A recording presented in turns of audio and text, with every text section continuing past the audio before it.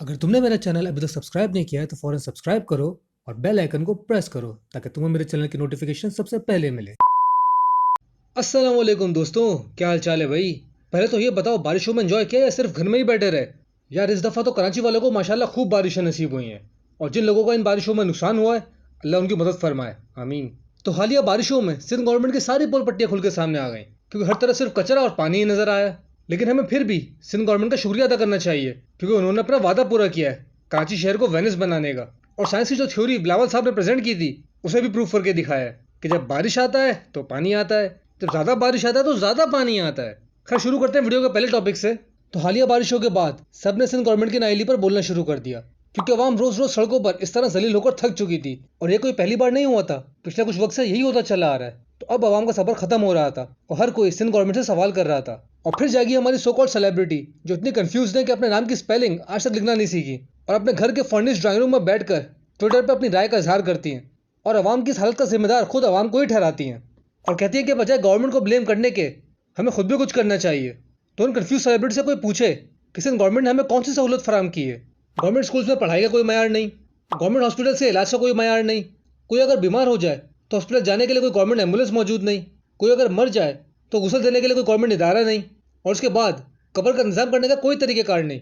सब कुछ तो कराची वाले खुद करते आ रहे हैं, और इतना टैक्स देने के बावजूद आवाम को ये बदबूदार और गंदे पानी का वेनिस देखने को नसीब हो तो हम शिकायत भी ना करें, क्योंकि सो कॉल्ड सेलिब्रिटीज़ बुरा मान जाते हैं।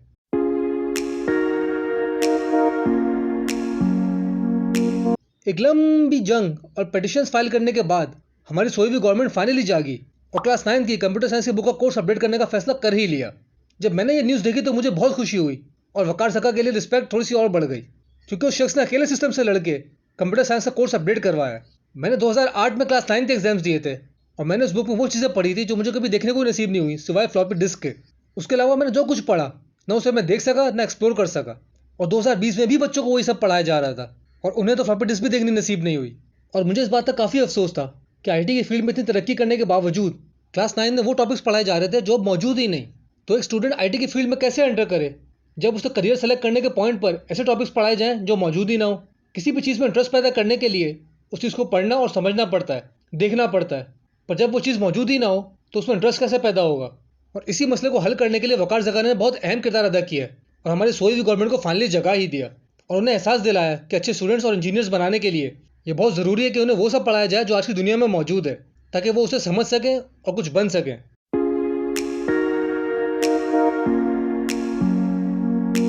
हालिया बारिशों की तबाही के बाद एक ही चीज़ थी जिसने लोगों के चेहरों पर हंसी बरकरार रखी हुई थी, और वो थे मीम्स, खासतौर पर डीएचए के बर्गर और सजाने के लोगों पर। और शायद इसी बात पर गुस्सा होकर डीएचए वाले पहुंच गए शिकायत करने, लेकिन वहां जाकर भी उन्हें इंतहाई मायूसी का ही सामना करना पड़ा, क्योंकि सीईओ साहब वॉशरूम में 2 घंटे से फंसे हुए थे और बाहर आने का नाम ही नहीं ले रहे थे, जिस पर इंतहाई गुस्से में आकर डीएचए के बर्गर से पुरअमन एहतजाज किया। लेकिन उसके बावजूद वहाँ की इंतजामिया ने डीएचए के बर्गर से खिलाफ एफआईआर कटवा दी, और कुछ लोग जो पुरअमन एहतजाज पे अपने गुस्से का भरपूर इजहार कर रहे थे उन बेचारों को तो सॉफ्टवेयर ही अपडेट करवा दिया। पहले जरा डीएचए के बर्गर से गुस्सा देख लें। सीईओ साहब अभी आए थे, उनकी शक्ल बता रही कि इनको कुछ पता ही नहीं कि डिफेंस में कितने लोग हैं, कौन कौन से फेज है, कौन कौन सी स्ट्रीट है, मुझे तो पता नहीं। अब मैं यहाँ से सबको बोल रहा हूँ, सॉरी फॉर माई लैंग्वेज, मुझे कोई सिंधी लग रहा है जो गाँव से आके बैठ गया, इसे कुछ पता ही नहीं है। बात सारी है। अब देखते हैं इनका अपडेटेड सॉफ्टवेयर। मेरा नाम आसिफ फारूक है, मैं कराची डिफेंस में रहता हूँ। मेरी अभी वकाल लगारी भाई से बात हो रही थी, मैं उनको अपना केस एक्सप्लेन कर रहा था। और मैंने जो हमारा जो प्रोटेस्ट हुआ था सीबीसी के बाहर, हीट ऑफ द मोमेंट में मैंने एक इंटरव्यू में मैंने कोई ऐसी बातें कही थी जो कि आई फील के जो मुझे नहीं करनी चाहिए थी।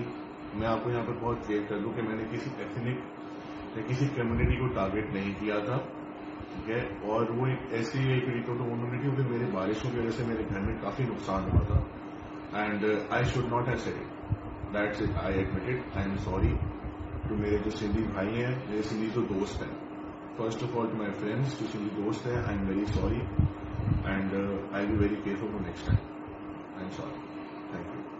तो भाई कराची में रहना तो टैक्स भी देना होगा और अपना हक भी नहीं मांगना होगा, वरना आपके खिलाफ एफआईआर कटवा दी जाएगी और साथ साथ सॉफ्टवेयर भी अपडेट कर दिया जाएगा।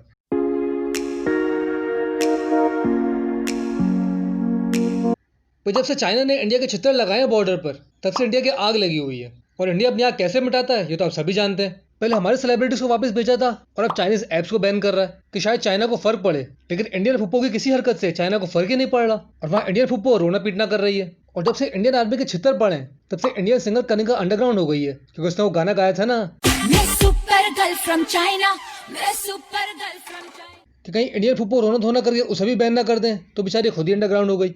पबजी बैन करके इंडियन गवर्नमेंट इतनी खुश हो रही है जैसे उन्होंने चाइना पर कब्जा कर लिया है, जबकि इंडिया के हर शहर की हर गली में चाइनीज चाउमीन का ठेला लगा के खड़े हैं।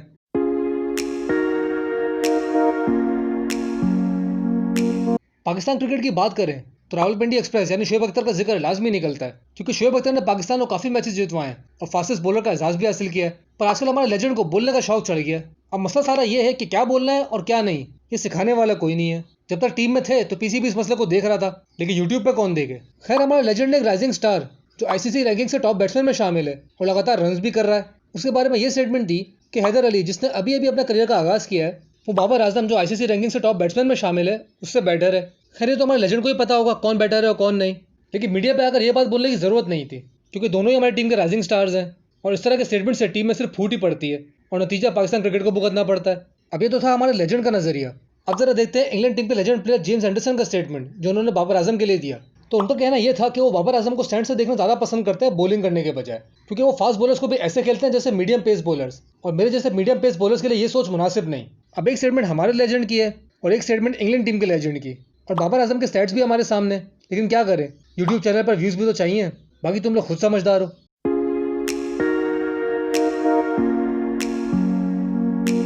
तो भाई, बॉलीवुड की जानी मानी मशहूर एक्ट्रेस कंगना रनौत आजकल काफ़ी हेडलाइंस बना रही हैं, क्योंकि उन्हें एक टॉपिक मिल गया नेपोटिज्म।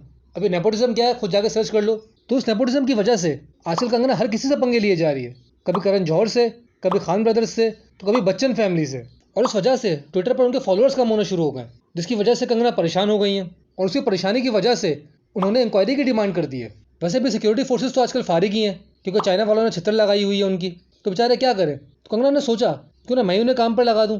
तो मैडम ने इंक्वायरी डिमांड कर दी कि मेरे फॉलोअर्स कहाँ जा रहे हैं, इनका पता लगाओ। वैसे ही सेलिब्रिटीज का तरीका अच्छा है, चाहे इंडियन हो या पाकिस्तानी, कोई ना कोई चवल मार दो और ये न्यूज़ वाले जरासीम की तरह पीछे लग जाते हैं कि उन्हें कोई न्यूज़ मिल जाए। तो भाई, ये थे कुछ रीसेंट टॉपिक्स और उनके बारे में मेरे ख्याल।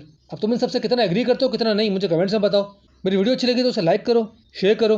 अगर मेरी वीडियो पहली बार देख रहे हो तो जल्दी से जाकर सब्सक्राइब करो और बेल आइकन दबा के ऑल पे क्लिक करना, ताकि तुम्हें मेरे नोटिफिकेशन सबसे पहले मिले। और हाँ, जाते जाते मेरी पिछली वीडियो भी देखते जाओ। तो मिलते हैं फिर अगली वीडियो में।